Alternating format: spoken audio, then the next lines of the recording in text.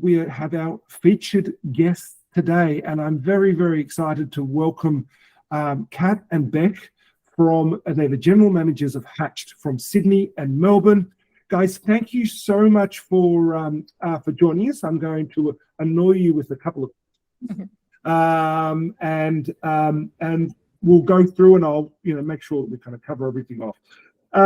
So first, Kat, I'll start with you. Tell us about your background and your journey in your media journey to your role now. Hi everyone, I'm looking a lot better in that picture than I am today, so excuse me, I've got a bit of a grovelly voice, I've got a bit of a cold. Like everyone else, I'm British, I'm an expat. I've been here for about 10 or 11 years now. I worked a couple of years in London before I moved over, and I joined holding groups straight off the bat, really focusing on digital and strategy roles mostly, and then got into client leadership essentially. My last role was at Havas Media before I moved to Hatched at the end of last year. And I'm heading up our new-ish Sydney office with the great support of Beck and the team in Melbourne. Fantastic. And just whilst we have you, tell us something about yourself, strange that we wouldn't already know. Give us a quick fun fact. I am a hiking enthusiast, as my partner likes to call it. I spent some time in Nepal last year, trekking in the Himalayas, and I'm not adverse to a bit of overnight hike trips as well. So yeah, I hope that's mildly interesting for some of you. Interesting. Okay, now Beck, tell us about your career and then finish it off with a fun fact about yourself. Yeah, sure. Hi everyone. It's really great to be here. Thanks, Sam, for inviting us to share our story. So my background has actually always been in digital media. I think like a lot of people in the industry, I had no intention of working in media. I studied psychology, was hoping to be a psychologist. That didn't quite pan out straight out of uni, and I ended up getting my first gig at an independent agency actually in New Zealand in digital media. So long story short, my early years of my career were really spent with Dentsu Aegis. It was not Dentsu Aegis back in the day, 2007. It was eMitch, part of Mitchell & Partners, owned by Harold Mitchell. That got sold to Aegis and Dentsu. And to be honest, my career just progressed through that agency. So I was head of digital before I left, went overseas, worked for Dentsu overseas for a couple of years, came back. And I think the stars just aligned for me. When I came back, the independent agency scene was starting to pick up. And personally, I just wanted something different and unique, and I wanted to put my stamp on something. And yeah, long story short, I came into Hatch 3.5 years ago as head of digital. We've seen some incredible growth through the agency and the business. We saw a need for a general manager role within the agency to really focus on the team and our clients, and I stepped into that role late last year. And yeah, that's sort of my background and how I ended up at Hatched. Something interesting about me, I would find hiking at night terrifying, but probably something that people don't know about me is I actually spent the first 10 years of my life living in Saudi Arabia, in the Middle East. Yeah, so that was a really interesting childhood experience, possibly more terrifying in some instances than hiking late at night. But yeah, that's something interesting about me. And we might stick with you. Just tell us about Hatched. Tell us about the agency, the journey of the agency, and then if you can add anything in there after that. Yeah, sure. So Hatched is a business. We're 10 years old. We actually had our 10th birthday party this year, which was really fun event from memory. Memories that we have. But no, look, we're 10 years old. The business was really started 10 years ago by Jack Burns on the notion of wanting something different and better for the industry. Our philosophy really is focused around the craft of media, the fundamentals of comms planning, doing that incredibly well, demonstrating the value of media to business growth. And we do that through just being really hyper-focused and putting our attention on people and on our teams. We really are people before profit-based agency, real focus on our clients, and that goes all the way up to the top. We have a senior leadership team that is really, really involved in clients. Some of our teams might say too involved, but we really are close to our clients. We spend a lot of time with them. We're deeply involved in their business. And I think that's something quite unique, at least from my experience of working with, in big agencies. But the last 3 years for us have been just huge amount of growth. And I think we're seeing the result of that focus on people, focus on clients. Yeah. And I think recently we've seen growth even in other markets with the Sydney office, and I'll let Kat speak to that. But that has also been a really exciting chapter in our business. Yeah, the purpose of launching the Sydney office really is to extend that craft, right? So obviously to access more talent and potentially more client opportunities, but also to expand our specialisms and our craft into certain areas. So up here, we're focused on retail media as a priority area of growth for us at the moment, performance media, as well as, to Beck's point, like proper comms planning. So we're focused on building that craft out in as much in many different directions, and supporting the Melbourne team through that. What would one word be, guys, to describe the culture at Hatched? I would say care. Yep. I think we just care. We just give a shit. Excuse my language, but really we do. And I think that comes through in a lot of decisioning. Everything is through the lens of, do we care about this, and what is the right decision to make here? And it probably sounds like I'm drinking the Kool-Aid, but I felt it in the first moment, my first interview that I had with the business, and I feel it even 3.5 years later. So yeah, I'd say care is a big word that describes us. Yeah, good. I'm sorry, I just threw that question at you as well. Yeah, that's all right. Okay, now we're going to change gears a little bit. A lot of talk about the economic headwinds ahead.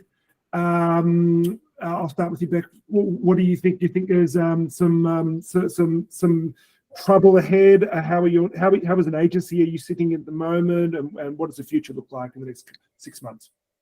Yeah, I think it is going to be a tough few months ahead of us. Like, we can't, that's just reality. I think it's going to be tough out there for a lot of people. I think we're going to see spending go back. I think that's going to hit a lot of our clients, and their conversations we're having right now. A lot of clients are going into FY24 planning. They have some concerns around the next few months. I think for us, at least I believe, as a community, we're still quite resilient, right? We're still quite a smart community. We're still quite resilient. I think more than ever, the focus needs to be on your people and on your clients. I think when things get tough and, the economic impacts hit business, it's really easy to just focus on the business and go, how do we grow? Like, what is our growth strategy? What is that going to look like? But I think more and more, it really needs to be, how do we focus on our people? How do we look after our clients? How do we stay really close to them? How do we stay really close to our teams and ensuring we're doing the best for them? And I think that sees you get to the other side in a really positive way. So look, I don't have a crystal ball. I don't know when we're going to get out of this. I wish I did. But I think for us, just being really focused on ensuring our teams are productive, are happy, are still doing their best work, ensuring we're really close to our clients and we deeply understand some of the concerns that they have, and some of them do have concerns coming down the line. I think those are the two most important things you can do for your business over the next few months. Kat, do you have anything to add to that? I think in terms of spend, like, we're already seeing a lot of the global brands pulling back, because the situation is worse in the US and the UK. And we, and to some extent that affects holding groups a bit more, because often that's where these global clients sit. So I think there's something to be said about the way global brands versus maybe Australian brands might react, and the timeframes, which might buy some indies a little bit more time before they're impacted, potentially. There's also those huge volume of pitches that I keep constantly reading about, which suggest that clients are really after value, whatever that means. And I think that there's an efficiency drive for sure. We should be mindful of what's coming, but I think we are to Beck's point, like protecting your people and you're deepening your relationships is the only way you can control what's in front of you. The spend will get pulled if it gets pulled, but if you're true to yourselves and your relationships are prioritized, that's all we can hope for. Yeah. I'll also just add to that and say, I think one of the benefits of being independent is you can make your own decisions. Yeah. You can make them fast. And at least in my experience of being on both sides, slow decision making can be really detrimental to a business, especially during this time. So be agile, make decisions fast. And I think that's also really critical in sort of getting through the next few months. And I think as well, like we heard it a lot through lockdown and COVID, is the agility of indies have really been a strong point. Guys, just to add a bit to that as well, like what I'm hearing from our members across Australia is that, as to your point, the economic headwinds from overseas stakeholders, that's changing. That probably will lean more on holdcos, but a lot of them have had a very tough April. But actually, May, June is not looking too bad for many of them. So that's just something to consider. And then next year, obviously, when the market tightens up, it's very short term. So, it's we'll get more of an insight when we get the results of the Pulse survey, guys. So we'll be talking about that in the next couple of months about what to help you forecast for the next 12 months. We'll change gears again. So guys, how can media owners best engage with agencies in your mind? Kat, I'll start with you this time.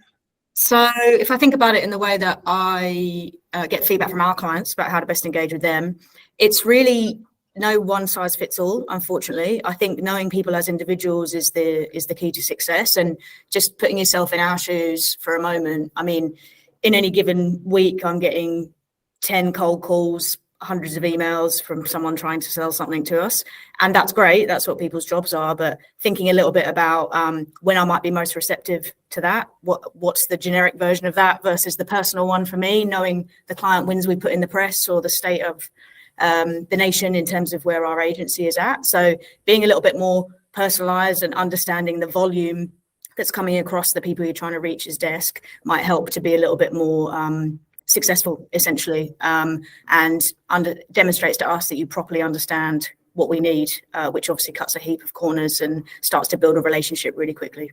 Can I unpack that a little bit? And how do the guys get cut through? I think it's about personalization. So, for example, if we want to catch up or we haven't necessarily met every publisher from everywhere, have a regroup, like what are you bringing to that session that shows you've actually done some research on our business and what the opportunities are, rather than whatever might be generic. I think also thinking of remembering everybody is a person. So doing whatever you can to connect with them in things that they enjoy, speaking to various people at an agency, making sure that you've kind of worked all sides of the coin. And I think the other, maybe flip side of that is to share feedback about how if you feel like you're not getting cut through, like sharing that back with people that you maybe do have a connection with at the agency, and making sure that everybody's helping you the best that they can. We all want to succeed, but I think that the reality is that there are pressures in all different directions. So as personalized and as you can be with the information you have will go a long way. Yeah, amazing. I think the personalization and adding value, like making sure if you are going to go in and talk about, and we'll talk about pitches and proactive pitches a little bit later, but making sure it's on, do the research and it's on, it's adding value to your day to make your agency look like a rock star or help a client. Beck, what about you? Look, everything Kat said, not much more to add. I'll probably just add one more thing and say, I think to build on what Kat said, there's a lot coming at agencies and teams. There's a lot of media, a lot of partners, a lot of client. So I think there's something around bringing us out of our headspace a little bit, right? Like I think sometimes as agencies, you're kind of caught in your lane, you're in your world, you're doing your client work, you're sort of caught in a little bubble, right? You just keep going. I think media partners who can also expose, our teams to what's happening outside. Like take us outside, what's happening across the category, what's happening across their business, pull our teams a little bit beyond just a product or a response, I think can also help to elevate the conversation. And then, just reinforcing everything Kat said, at the end of the day, it's just our job is to just deeply understand our client's business, right? We understand our clients' business, what they're going through, what their challenges are, what their opportunities are. And I think media partners who can sort of come into those trenches with us and also understand that, I think are best placed to support us. Yeah, good answer.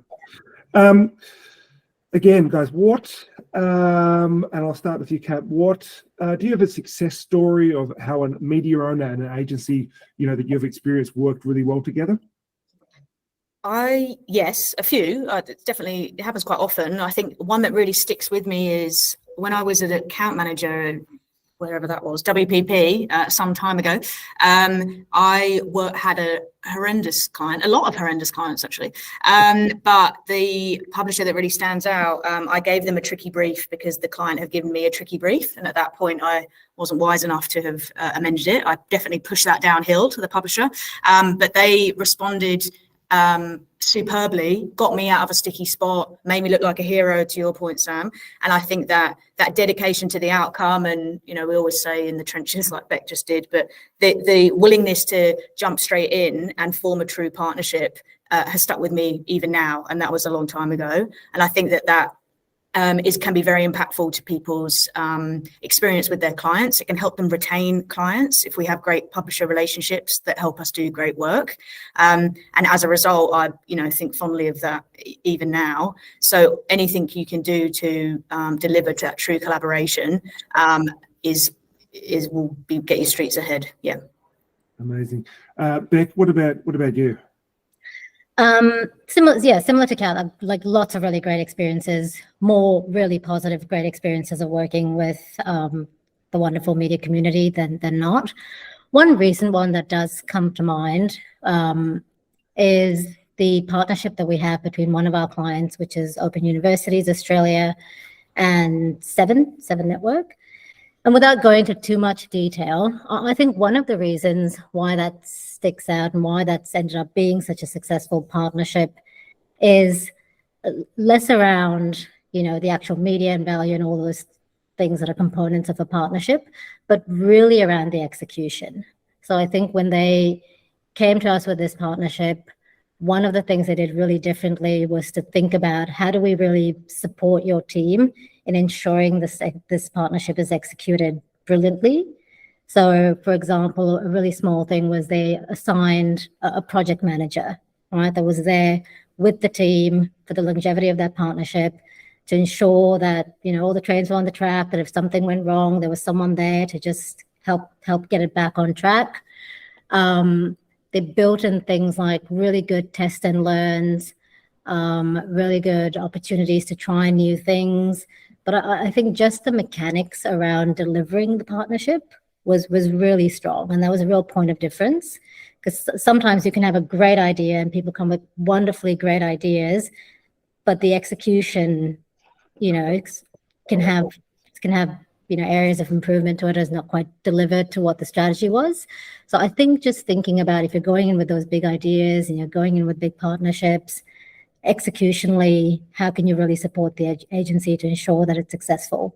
And I think now more than ever, because one of the areas that they understood really well was it is a tough time for education, right? The category is declining. It's not an easy time. Being quite agile and flexible and knowing that there's going to be a lot of moving around and the client changing course and changing gears is just going to be part and parcel of that partnership. So just realizing that and building out a support system around that to deliver was quite unique. So that's to me. Do you think that that we're still very much a relationship-driven industry? Yeah, we are, and I don't think like that's incredible, and so it should be, right? Yeah. And that's something we're also trying to sort of really communicate to the next generation of media professionals coming into our business, right? Especially for some of them, they've only ever known the COVID way of working, right? They've been in the industry 3 or 4 years and that's all they know. But I think relationships are just so critical. That, you know, they're so important to the business. I think one of the reasons why these partnerships are successful is because of the relationship. That's the foundation of what we do. Kat, anything to add to that about relationships? Without a doubt, the most important thing. We try and drill that into our staff as well. You can get away with blue murder if you've got a good relationship. It helps us with our clients. It helps us with our publisher partners. And I think that if we Beck and I, and indeed all the leadership team, really, really value that. I guess sometimes it can be hard with everybody in an agency, you know, there's always a bit of a mixed bag, people of different levels, different experiences, but that's all part of the fun of trying to understand them as people, right? And maybe the match up in your business is slightly different to the normal lineup you might put out, but I think that can get, relationships should be 100% continue to be prioritized. Guys, what makes a good pitch? Like, if a vendor is talking to you guys, what makes a good pitch? Is it that personalization? Is it that understanding and doing the due diligence on the account to making sure they're actually nailing it, or is it something else? Beck, for you first. All of those things. Right? All of those things are really important. I'll just keep coming back to just understanding our clients' business really well. Like understanding what their objectives are, like what is success going to, like what does success look like for them? How are we as an agency going to be assessing our success? So that kind of shared view of what success is going to look like for the client, and coming in with that mindset is, I think, really important. Like I think the fundamentals, the foundations is just really important. You know, it's not always the big shiny ideas. Sometimes the ideas are quite simple. You know, they don't need to be overcomplicated, but if they're really well aligned to delivering the client's objective, I think those are usually the best ideas, the best solutions. Kat, anything from you to add to that? I think also hold us to account, right? If you get a bad brief, you're probably going to do a bad response, and that's on us to make sure that we've briefed you properly. And if you think the brief's bad, it probably is. So feed that back. You know, don't start your teams working on something that's useless. That's our job, to make sure that we brief you effectively, so you know the objectives, so you can do your best work. So hold us accountable to help you do your best response. And I think the only other thing I'd add is, don't pitch something that can't happen. You know, I'm sure they're rolling out new products all the time. Someone's got to get one client on it first to get it moving. Do not give it to us if it doesn't work, because that gets in all sort of strife and can kill a relationship before it's even started. Good advice. Proactive ideas, are they valuable? Are they not valuable? Beck? Yeah, I think they're incredibly valuable. Again, to Kat's point, you know, proactive, but still anchored in understanding our agency and understanding our client's business. But absolutely, I think proactive ideas are important, because, again, going back to the fact that sometimes agencies, you can be, you know, stuck in your little bubble. You need to kind of come out of that a little bit to understand what's possible, right? And I think also for our teams, you know, just to inspire them a little bit and you know, get them to think a little bit bigger, a little bit differently, I think is really important. For my experience of working in media, I, you know, can hand on heart say that most of my learning and development around media came from how I engaged with media partners, right? Like they drive the industry. They dictate where things are heading. They dictate the opportunities, the products. So I think bringing that through proactive opportunities to the teams, but also to our clients, who again are even in a much smaller bubble than we are, it is really important. But just ensure that they are anchored in understanding a client's business. Absolutely. Okay, anything to add to that? I think just when are they going to be the most successful, right? Like, I've got to have a thick skin to keep chugging out proactives, I'd say. So if you know that our client budgets are released on July 1, don't send it to me after I planned it, you know, like give yourselves a good fighting chance of them being as successful as possible by understanding us as well as possible. Yeah. Good advice. Okay, guys, we're running out of time, so I'm going to give 4 fastish kind of questions to you. And this could be a very, very long answer. But Beck, I'll start with you. The future of media and advertising, what does it look like in your you know, digitally based incredibly large brain? I feel like my answer is going to be very disappointing. Look, I think it's going to be really, really, really positive. Right? I think it's gonna change and evolve just like it always does. We're going to have a new wave of talent coming through agencies. We're going to have new agencies come up. They're going to see things differently. They're going to want to do things differently. They're going to challenge us, and we will have to react and respond to that. But I still view it as being a really interesting, dynamic place to work. I think we will have some challenges over the next 6 to 12 months. There's no doubt about that. But we've had challenges before, right? Like you've been doing this for circa 15 years. It's not the first time you're going through this wave, and we've always come out the other side. So look, even I've got a digital background, but that's probably going to be the most disappointing answer, because I feel that sometimes the waves of change that we talk about, and I know AI is a big thing and all of those things, I think the impact is a lot slower than the amount we talk about it. So we talk about it a lot faster than the impact actually hits us. So yeah, look, overall, a fairly positive outlook. Kat, anything to add to that? I think things are going to become more automated, less manual, and to separate agencies from each other or publishers from each other, you've got to think about where the magic really happens, right? The ideating, the strategic thinking, the only thing the bots can't take from us. And that's where I think we're going to get to, hopefully not too soon, but at some point. I couldn't agree more. I think the playing field between everyone has been very much level. It's how you use your smarts or how you use data it's going to be the secret sauce for everyone. What keeps you awake at night? One word answer from each of you. Kat, I'll start with you this time.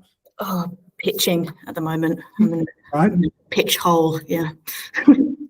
Beck? What keeps me up at night?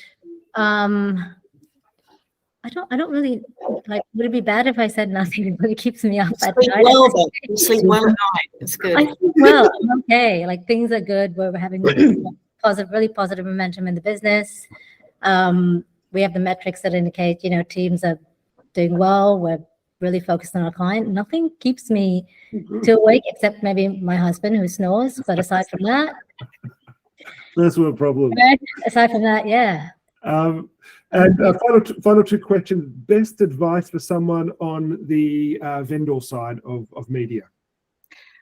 The easiest way to kill a relationship is to go to the client behind the agency's back. So do so at your own peril. Yes, that's a good one. Beck? Yeah, that one. But also I would say get to know different people in the agency.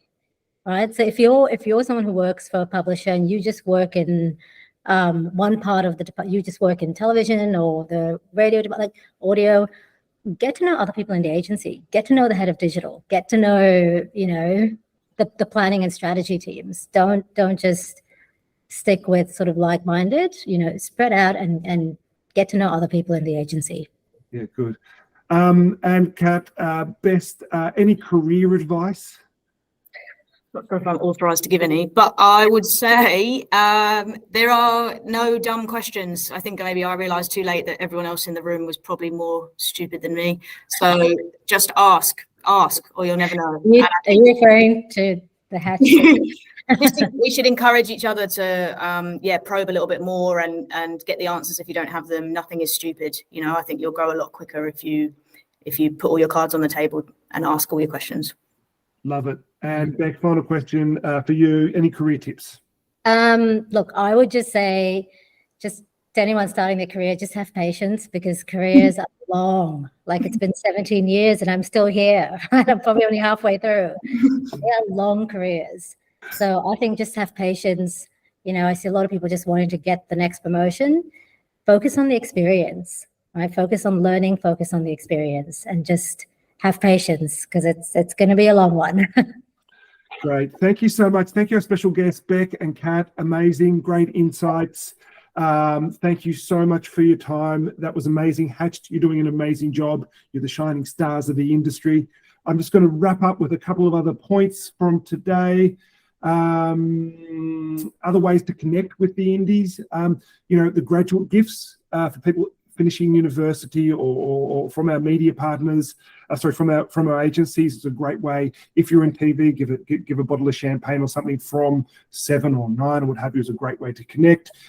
Doing good is another good way. If you do anything around the environment, around First Nations reconciliation, if there's an interest or an appetite to come and join us, we'll be taking 10 agencies and 10 partners out to Central Australia to visit the King's Narrative on their special land, and finding out more about what they do. It's going to be 2 days in August. Let us know.